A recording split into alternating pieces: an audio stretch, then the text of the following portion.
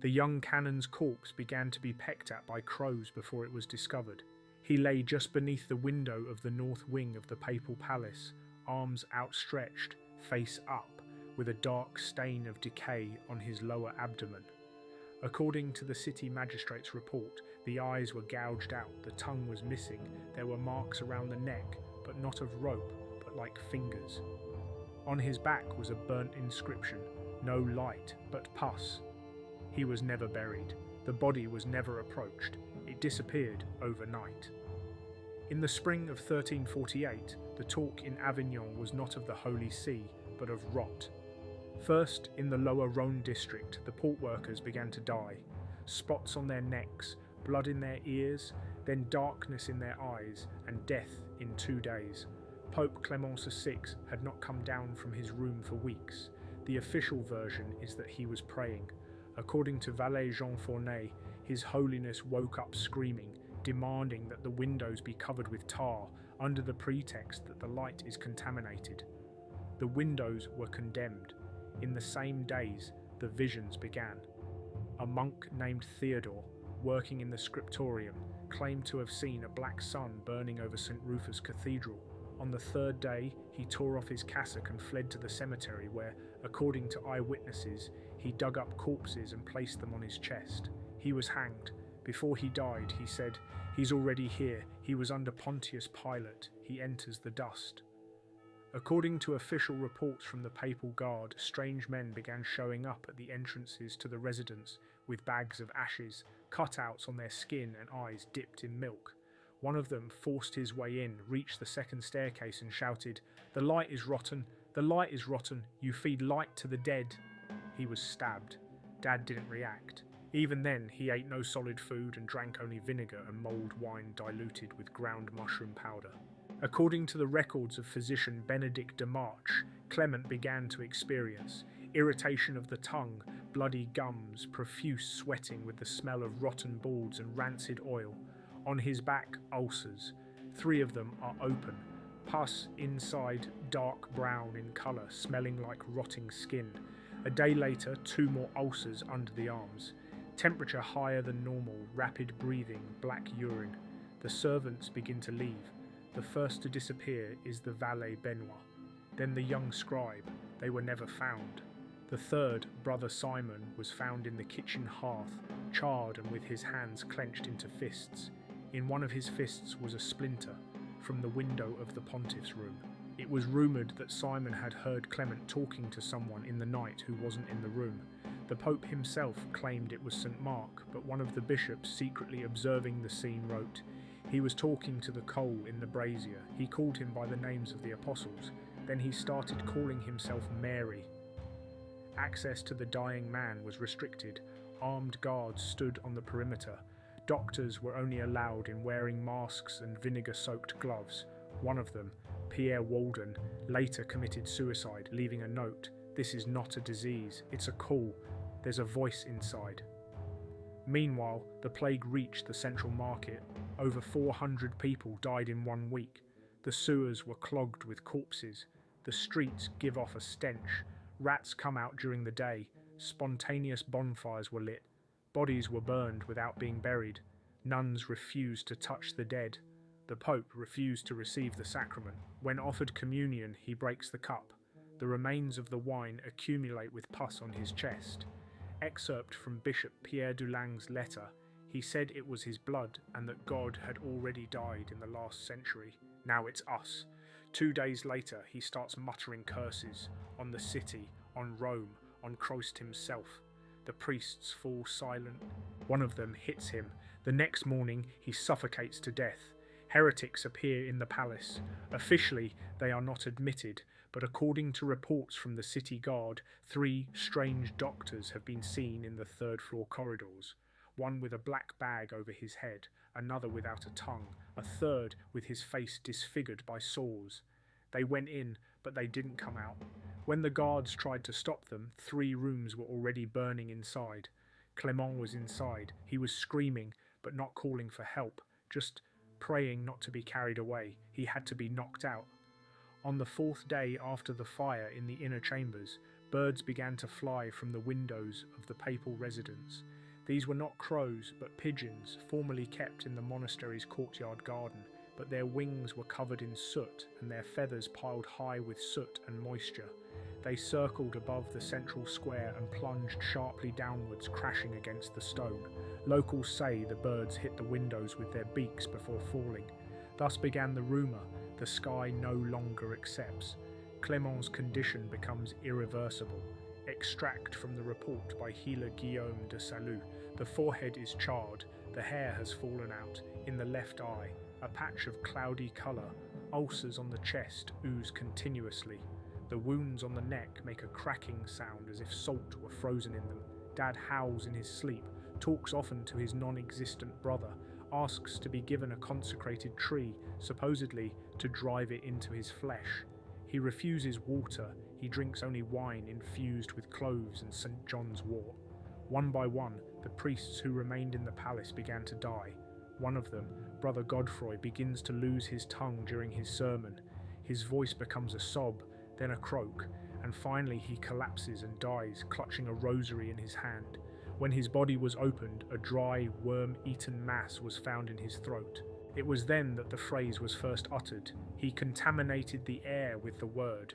Nobody reads sermons aloud anymore. The lower rooms of the palace are sealed. The guards wore masks rubbed with grease and garlic.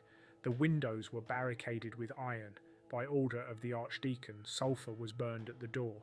Hallucinations are added to the symptoms of the plague. A seasoned scribe recounts, "I saw white insects coming out of the pontiff's mouth. He was feeding them to a candle. The candle burned with a black fire." 3 days later, the scribe has not been found. More and more people gather in front of the palace walls. The common people shout and demand explanations. Prophets appear in the square, ragged, shirts torn, shouting psalms distorted beyond recognition. One of them, James, claims to have seen Peter himself turn away from the throne.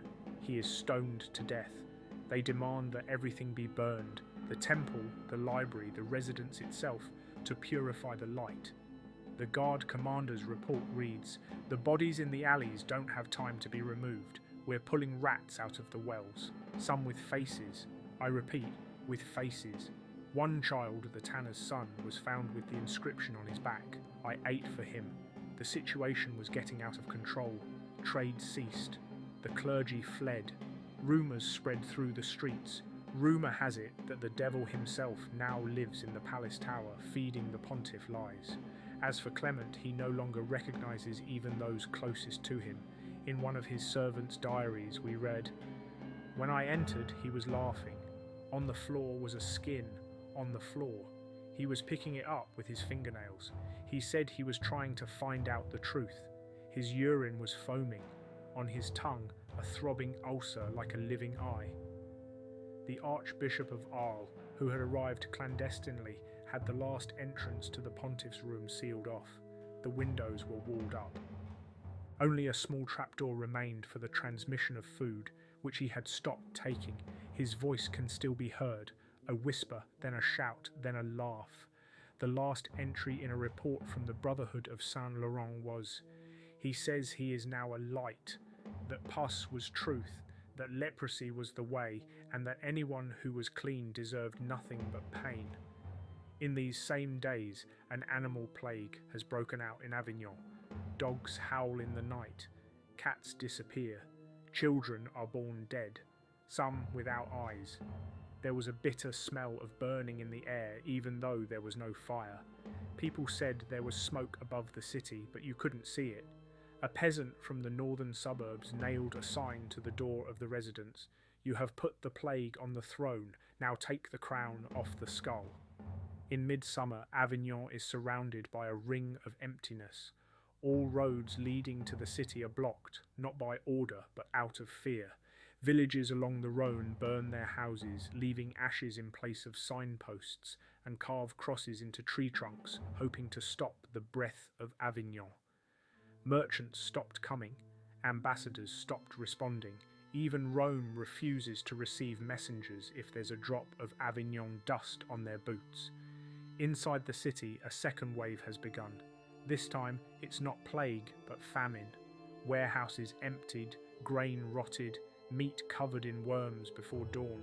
People have started killing animals in their homes, boiling their skins, chewing their shoes.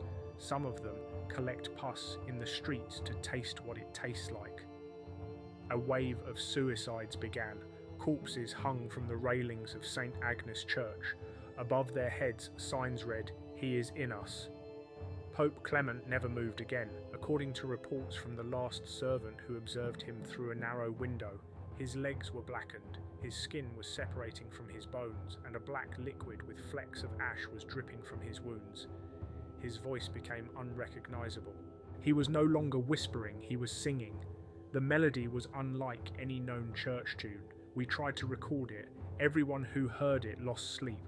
One monk threw himself off a tower, leaving the following sentence: "He sings so that those who believe may die." On the 3rd day of July, a brotherhood of 8 men in white cassocks and no insignia arrived in Avignon. On the orders of the Archbishop of Toulouse, they were received by the pontiff. The initial plan was to perform the rite of banishment, forbidden but permitted in cases of extreme heresy. However, a few hours after their entry, all 8 disappeared. One of them was later found hanging by his own entrails in the basement gallery. On his chest, a knife had carved, "He has accepted us. We are part of the world."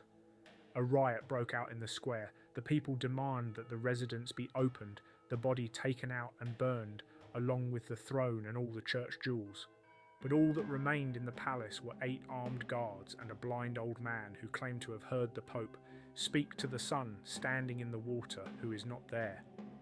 It was then decided to proceed with the last rite. An old inquisitor, Brother Raymond Archer, who had already taken part in the purification of a convent in Castra, where, according to the archives, snakes had been found in the bodies of the nuns, was called in to perform the rite. Raymond spent exactly 1 night in Clement's apartments. In the morning, 2 survivors brought him out. He was grey, dressed in black, and his eyes were burned. He spoke softly. "It's not a person, it's a place, it's an accumulation. It is the result of all that has not been confessed. If it is implemented, we take it further away. It must stay here. Take root, let it go down." The pontiff's quarters are permanently walled off. Lime, then brick, then lead. All corridors leading to them were dismantled. Clement VI's name was removed from all parish registers. The papal list lists him as dead in transit, with no date of death. No one sits on his throne for another 2 years. In the meantime, the disease stopped, abruptly, as if a thread had been cut. The plague disappears. The air clears. The birds have returned. The rats disappeared. But the city did not come back to life. People stopped talking. They prayed in silence. Ceremonies stopped. Bells stopped ringing. It was thought that sound could awaken what was locked away. Only 1 child was born in those months, a girl without a ward. On the 3rd day of her life, she began to speak. Her first sentence, recorded by the midwife, was as follows: "He's looking through the dust. In the 2nd year after Clement VI walled up his chambers, a papal legate from Perugia went to Avignon, accompanied by 20 monks, 6 scribes, 4 soldiers, and 2 physicians. He was accompanied by 20 monks, 6 scribes, 4 soldiers, and 2 physicians. The purpose of the visit was to re-establish spiritual order and the affirmation of purity, The city welcomed them in silence. At the gate they were handed a basket of rotten bread and a piece of dried wax with a human tooth stuck in it. The legate did not enter. First, for 2 days, he stood at the door praying. On the 3rd day, he sent a letter asking that the fortified chambers be opened to purify them of fear. He received no reply. On the 4th night, his body was found kneeling in prayer, facing the residence. Blood dripped from his ears, ashes in his mouth, a key-shaped burn on his chest. But the autopsy begins.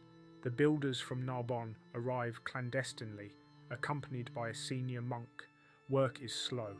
The lead poured around the edges of the walls begins to bubble from the evening of the 1st day. On the 3rd day, The bottom layer is pierced and behind it lies a void. Steam escaped. One of the masons suffocated on the spot. His skin was covered with spots like burns, although the heat had not was. The other went mad, repeating, "He saw me breathing. He's counting our breaths." Work was stopped. A week later, the dreams began. Those who lived within 20 paces of the palace began to complain of the same vision. A dusty room with a chair in it, and inside a figure covered in bandages staring at the floor. She calls out, not with words but with her breath. The priests have declared a fast.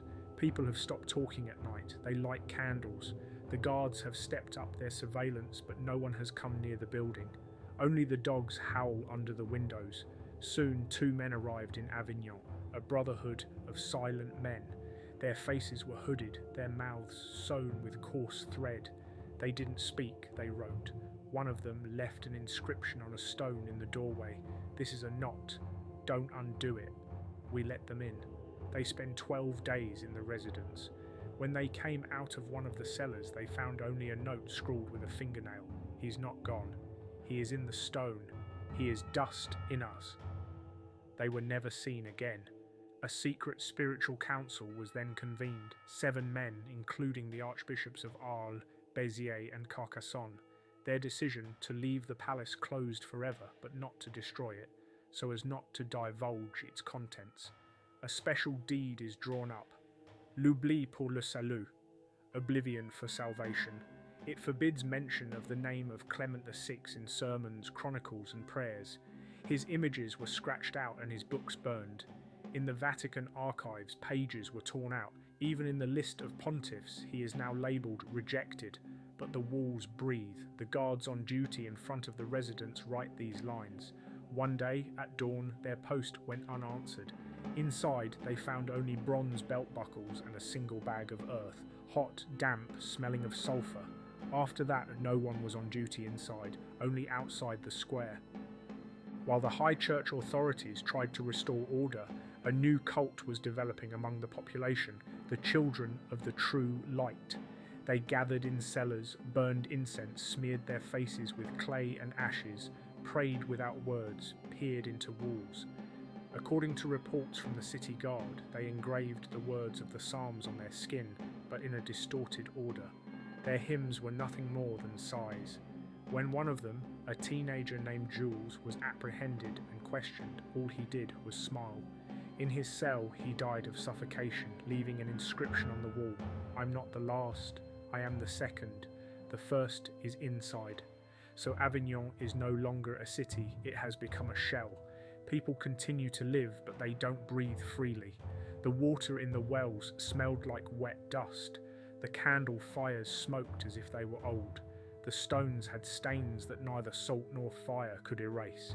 The city had become a place where the light no longer cleaned, and the reflections in the glass sometimes remained even after a man had left. In the autumn of 1350, Avignon was officially abandoned.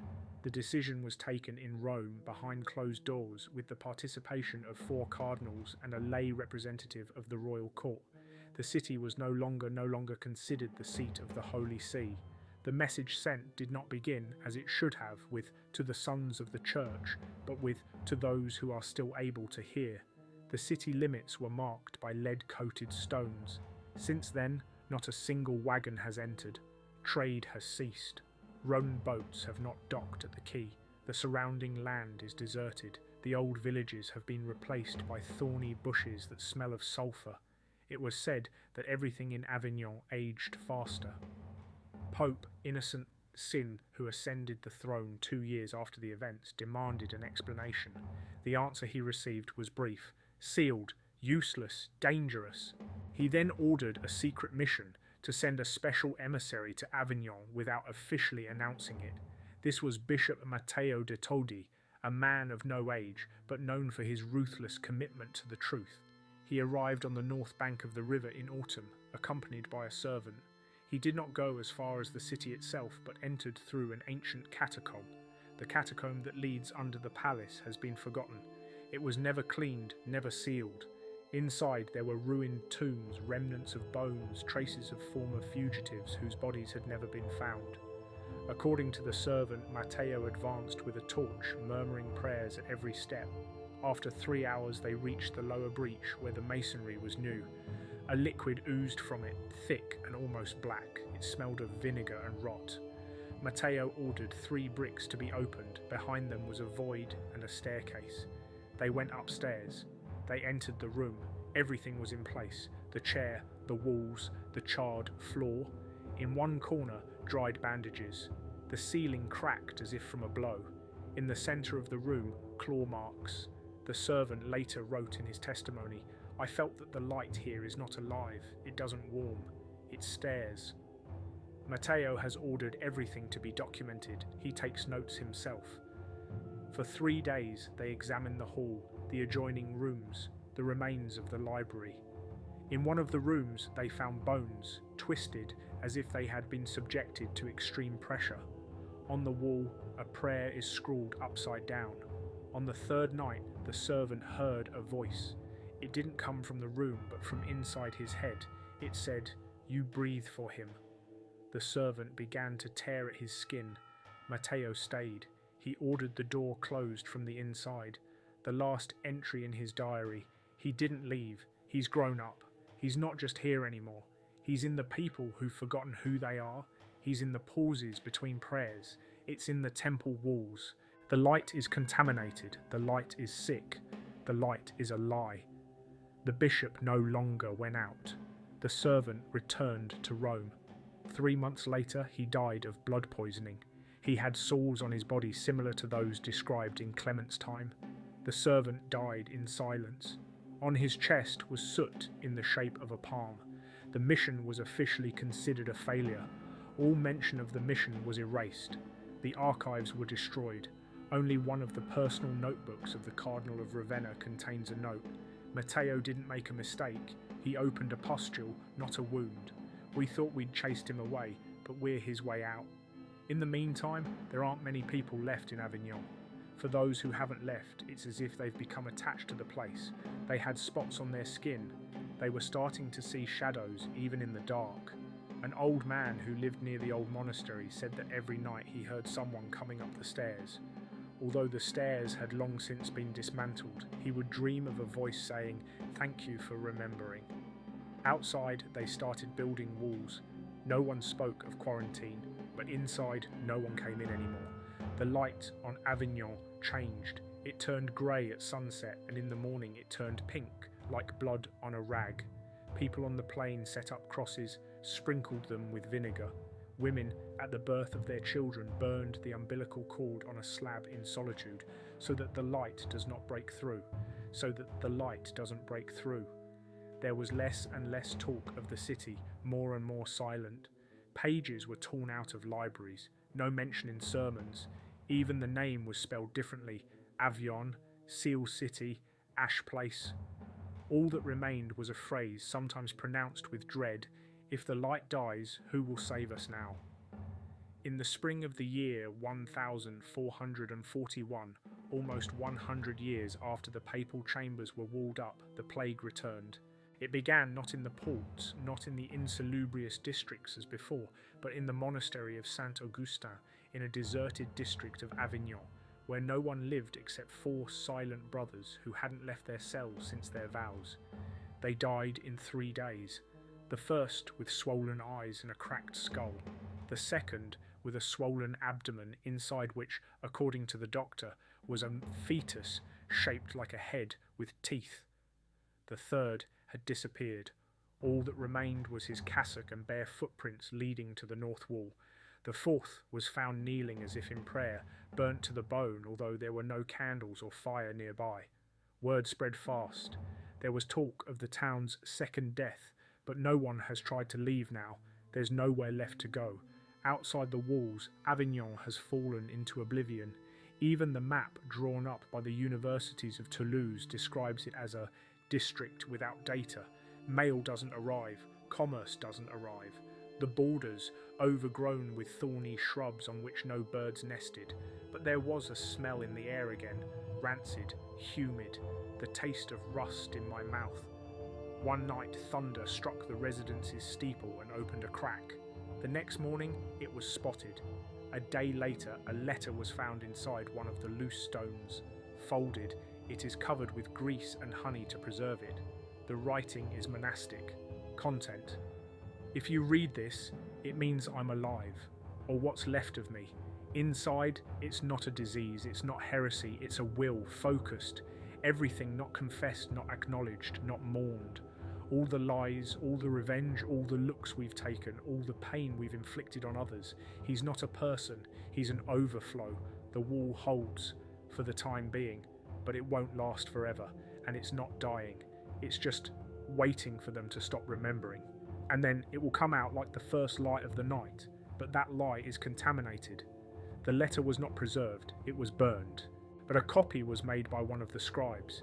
It is in the convent of Saint-Jacques, in an untitled book. There is also a handwritten note.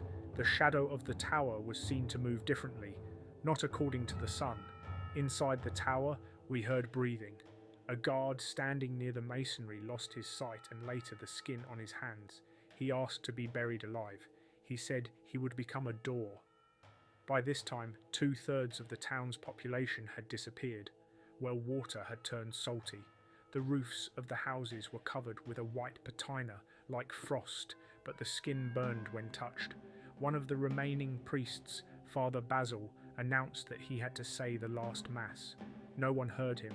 He was found behind the altar. He was lying face down on the floor, all the flesh on his back cut off as if by a knife. On the wall behind him, written in blood, "The silent are not saved." Then, as if everything suddenly froze, the disease disappeared. The people who hadn't died survived. The water became clear again, but no one returned to their former lives. The windows never opened again. Bells rang no more. Children were born without names. They were simply called he. Every question about the past was answered briefly. It was, "I don't remember." That's how Avignon found itself out of time. It is no longer drawn on the new maps. Church documents say it's a place not to be touched. The latest census shows around 30 people, all silent, no lineage, no profession. Later, one of them, dying, whispered, "Soon the light will return, but it will seek out those who looked into its eyes." 3 years later, in Toulouse, a boy born with black eyes and no pupils began painting Avignon. No map, no clues, no lessons. He drew a tower, and the staircase, and the chair, and the claw marks. He didn't know where it came from. But one day, looking out the window, he said to his mother, "The door will open soon, because there's more and more light."